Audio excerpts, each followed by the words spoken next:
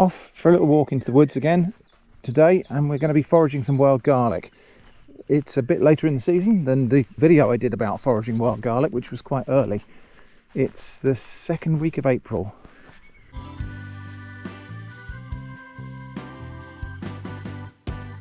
I think the Ramsons wild garlic is now in peak picking condition. One thing that is particularly spectacular at this time is the flowers of the cherry family. So up ahead there, that might be a wild cherry, it might be blackthorn, might be damson. I think it might be damsons actually. It looks a bit too much of a tree to be sloes. Let's have a closer look. It might be blackthorn or bullaces or something. A lot of it is, I will make my determination based on how thorny it is actually, because yeah, that's not thorny at all, so I don't think that's blackthorn. I think that's probably damsons or bullaces. So little plums, they all interbreed anyway actually, damsons and bullaces and sloes, and you get intermediate sort of forms. But isn't that spectacular? Right, this way. These plants here are red currants, and those are the flowers. So there is the promise of perhaps a few berries later in the season. Well, it's very likely the blackbirds will get there before we do. Stinging nettles in amongst these bushes here, also looking very nice and fresh and definitely ready for picking. We're not going to pick stinging nettles in this video, but that's definitely a thing that's available right now. And bluebells, not quite at their peak just yet, still just a little bit underdeveloped. Another week or so and they'll be completely at their peak, and they'll be quite spectacular. These are English bluebells. We do also get the invasive Spanish bluebell, but in bluebell woods like this you usually find just the English bluebells, and they're fantastic. Let me give you a closer look at the English bluebell. There we go. We'll have another closer look when I can actually get further into the undergrowth. The difference between the English and Spanish bluebells, different species of the same genus. The English bluebell's a little bit more of a delicate looking plant, and it has these drooping stems like this that droop, and the flowers are usually borne on one side of the stem. The Spanish bluebell's a bit more of a robust plant in every aspect of growth and has an upright stem with flowers that are all the way around the stem. But yeah, English bluebells, fantastic, and the scent of them is quite intoxicating. Down here, the flowers of wild strawberries. So another thing, yeah, this is the wood where we came and picked red fruits one time and found, I think, 5 different red fruits: raspberries, strawberries, red currants, cherries, and something else. Maybe it was only 4, I don't know. But yeah, so wild strawberries in all of these banks here.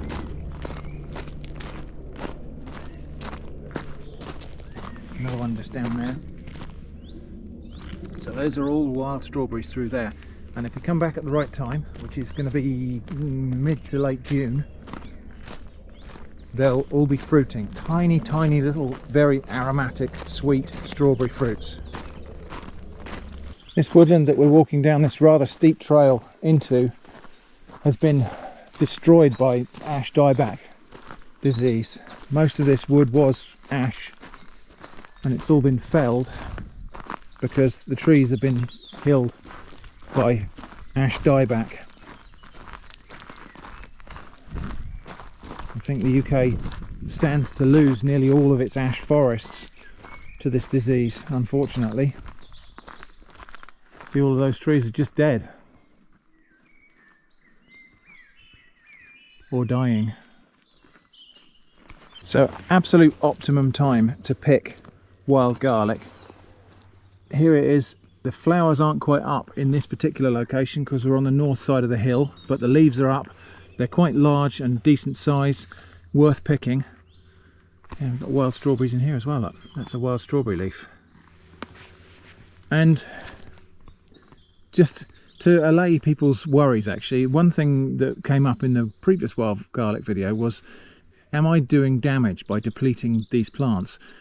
And actually, would I do damage by digging these plants up? Now, I never dig plants up in the wild because you have to have permission to dig up plants on anything other than your own land. If you want to dig up wild plants, you have to have permission from the landowner. So I never dig up wild plants. But even if I did, would it cause damage here? Would it deplete this area of this wild garlic? And I think the answer is probably no. Because look at all these little seedlings coming up down here. This plant is so vigorous in its growth. Everything that you see here, these big leaves here, that's wild garlic. But also this forest of tiny little leaves as well is also wild garlic. That's this year's seedlings. There's usually so much seed from this plant.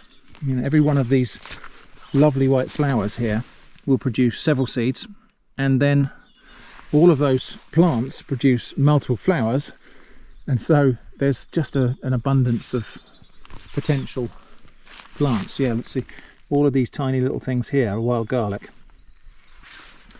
So even if I was to dig this up, which I won't, I don't think there's very much chance of me doing any permanent damage by gathering a basket full of it. Certainly just picking the leaves as well, that will just stimulate the plant to produce more leaves. Last time I was here, I walked past but neglected to mention these forest sculptures. So this one is a sculpture, a stump sculpture of a tawny owl. And all the way around these woods, there's a little kind of forest trail that goes back up. We're coming the opposite direction to what we normally do here. But all of these trails have got little sculptures next to them. So we'll try and look out for those this time because people were curious. Here's another edible plant, garlic mustard, or jack by the hedges, or lots of other common names. This is a plant that's, although it's got garlic in the name, it's not related to garlic, it's related to cabbages and mustards, and it's a edible spring vegetable. But again, not picking that one today, we're coming here just for wild garlic. Right, so now we're coming up into the bottom of the woods where we normally go. This is where I expect to be able to pick some wild garlic because, well, look how much of it there is around.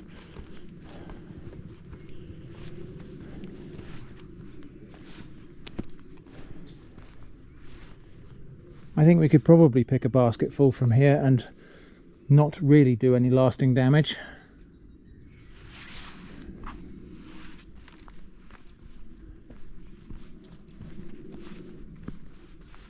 All of this, nearly all of this green that you see is wild garlic, apart from this green. Oh, a dog. This green, which is more red currant bushes.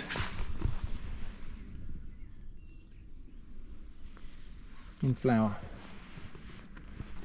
And this is pendulous sedge here,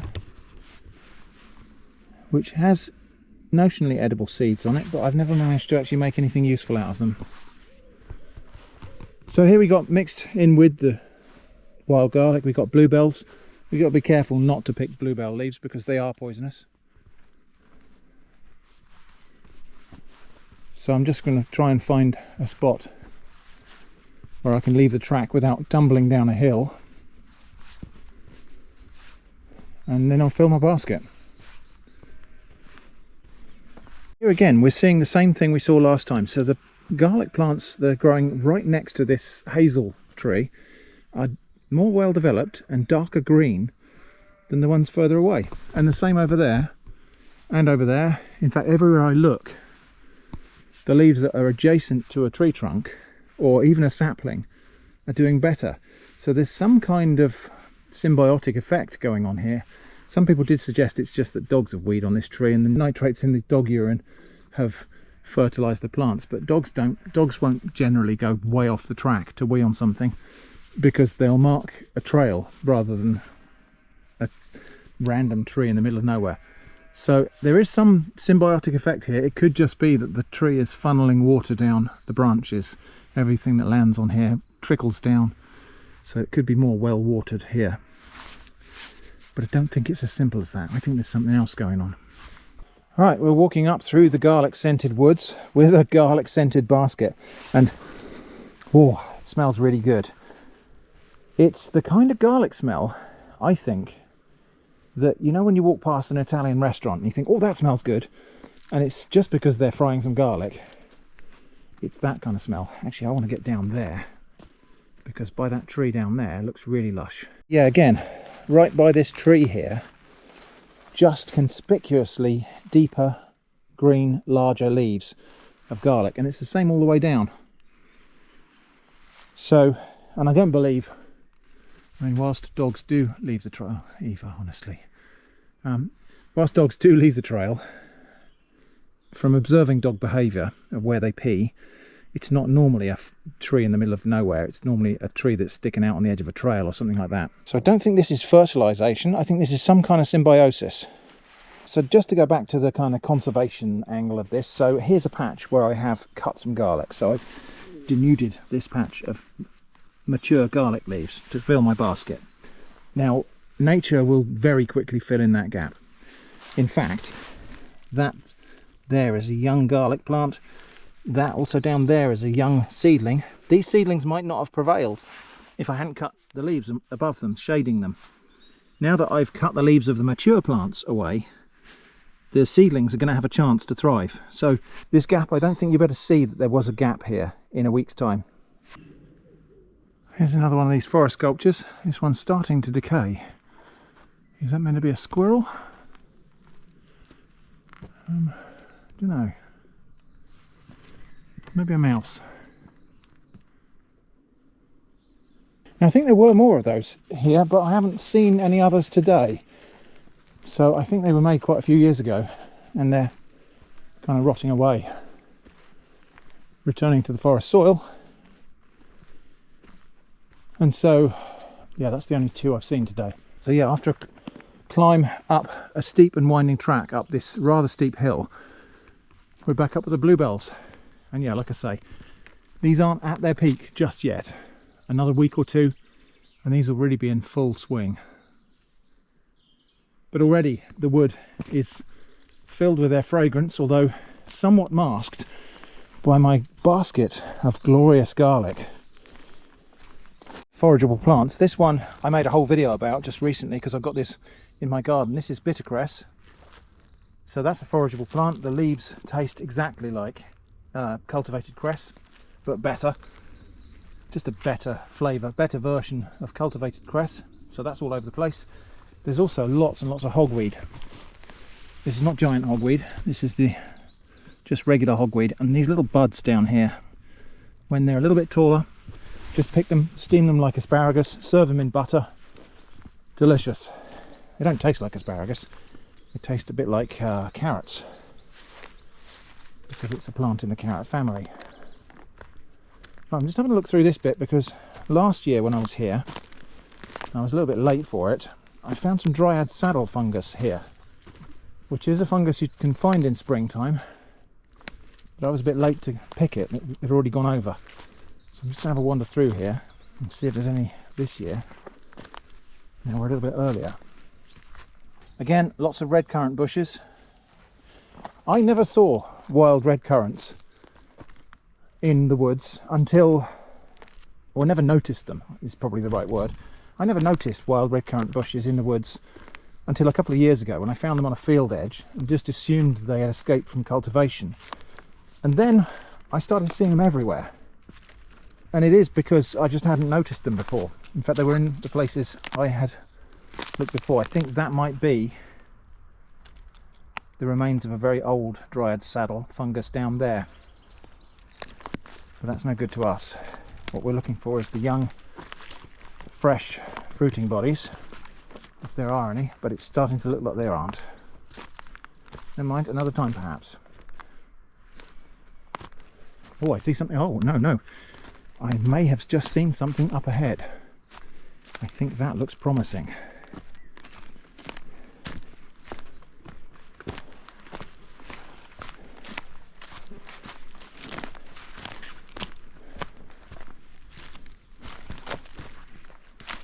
that is dryad saddle, without a doubt.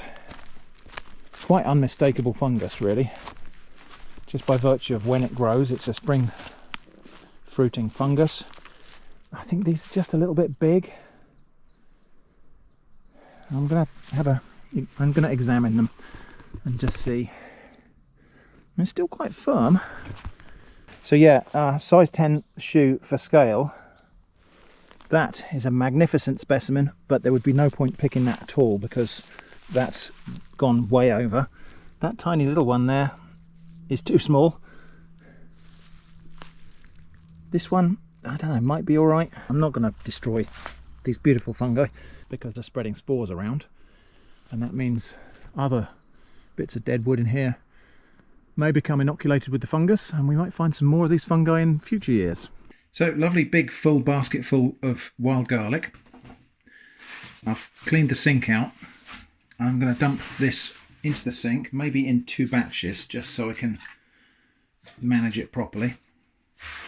Give it a good dunk and swill around. It was very clean already, but we're just going to wash off any little bits of adhering dirt, snails. And this also gives me a chance to separate the leaves a little bit, just make sure I haven't accidentally picked anything that isn't wild garlic in here, because there were a few bluebells growing in amongst this. So I'm going to keep my eyes peeled for anything that isn't wild garlic leaves. Pretty sure I've got wild garlic, but a second check is never a bad thing. So I'll leave that in there to soak for a bit, and then I'll shake it off and drain it. And then we're going to blanch this and freeze it. So that's the first batch washed. I think I'm probably going to have to do 3 batches here, just because of the amount I've got. So there we go, the beech leaf needs to come out. This is just an opportunity to spread it out and have a little rummage and just make sure that I'm certain about what I've actually picked. I haven't found any.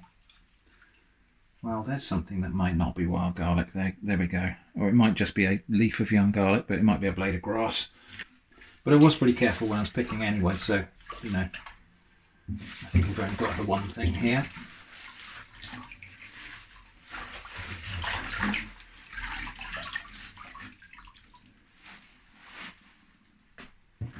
And you can see there's not a lot of dirt coming off of that, so... Oh, there's a beetle. Okay, rescue the beetle. A quite water resistant beetle, a weevil of some sort by the look of it. That can go out in the garden. Oh, there's something, there's a celandine leaf that obviously people do eat celandine leaves, even though they are mildly toxic. But yeah, not much else in there. A few little specks of anonymous dirt. Nothing moving, apart from the beetle we've already rescued. So over on the stove I've got a large pan of water coming to the boil, because what we're going to do is blanch this garlic. We're going to put it in boiling water just for maybe a minute to wilt it, and then I'm going to freeze it in portions. This garlic's got quite a mild flavour if you keep the leaves intact, so it's just a bit like oniony spinach.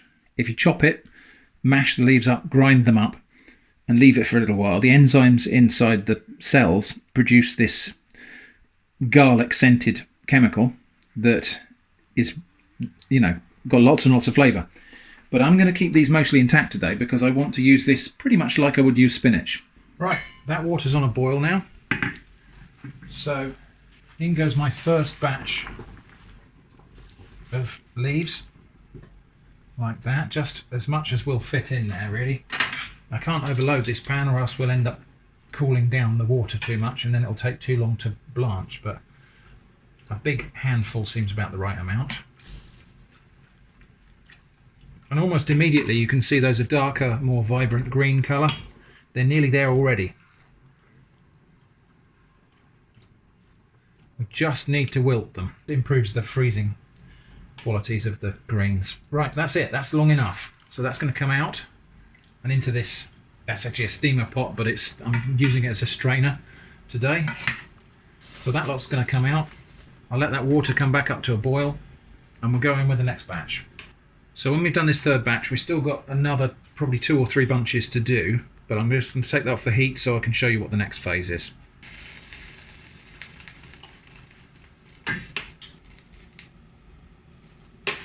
Right, I'll just pause the cooker, put the lid back on. In fact, I'll take that off there for the moment. So that lot then is blanched. That's got to go now over to be processed into portions. And here's how that works. I'm just going to push this down into this muffin tin. So I ran that under some cold water just to stop it cooking further.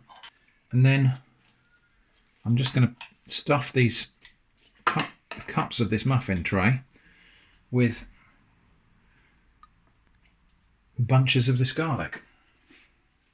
Fit a surprising amount in, actually. So this is over half of the basket of garlic is packing down to this many cups. I think actually the total amount we picked today is just about going to fill this tray. Okay, that's done for now. We'll go and just process the next batch. Alright, so second verse, same as the first, and that's the last bit to go in. So we'll just blanch that, get it drained, give it a chill with some cold water, drain it again, pack it in the muffin trays. At the moment, each of these trays is a kind of stringy, ropey mess of garlic, but when I take these out and thaw them, I can chop it up further. Or I can leave it like it is. So if it's going to go in a quiche or something like that, and make basically what's equivalent of maybe a spinach tart or something, but with wild garlic instead of spinach, I may not need to chop it up. But if I'm putting it in a soup or something, I probably will, because you don't want great strings of, well, I don't anyway, great strings of leaves in a soup. Right, there we go. So that is the entirety of that basket packed down into here. There's just one more thing to do before this goes in the freezer, which is that I'm just going to squeeze out the excess water from each of these pucks. So we'll just press down, squeeze out a little bit of the excess water. I actually gave each one of those little pucks a little press down with the base of this glass that just happens to fit in the cups, just really to compact it, make sure we've got no voids in there. It'll freeze better if it freezes as solid blocks. It'll also be easier to handle if it's solid blocks.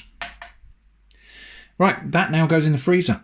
A few hours in the freezer, and these are now frozen solid, and they will just pop out now, out of this muffin tin, and I can put those straight in a bag.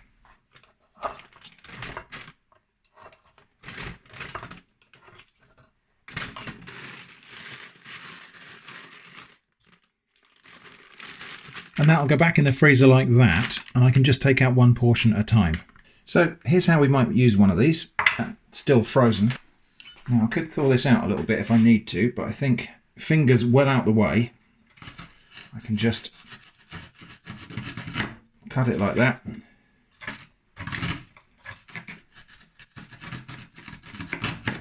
And cut it like that.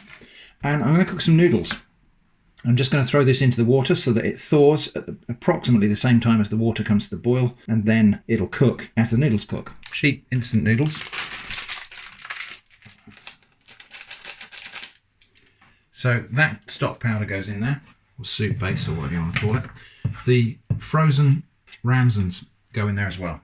All right, so that's boiling now, and yeah, I can feel there's no hard lumps of frozen vegetable in there left. So now noodles go in, and I'm just going to boil that together for 2 or 3 minutes, and that's pretty much it. And so the Ramsons still completely vibrant green, not overcooked, and I'm just going to put that in a bowl with some, this is actually frozen doner kebab meat that I've just microwaved. So yeah, but I'm sure that'll be actually quite nice with noodles.